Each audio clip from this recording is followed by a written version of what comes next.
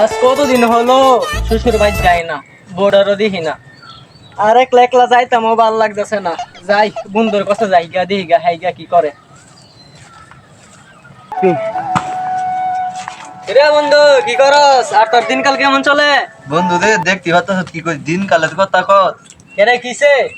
তাইরে বিয়া শাদি কইরা জীবন দে আমার নষ্ট হয়ে গেল গা।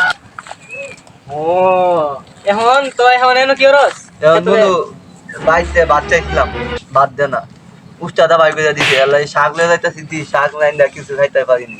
ও বন্ধু তোর ভাই। জীবনটা বন্ধু এত কষ্ট, আমার জীবনটা কত ভালা।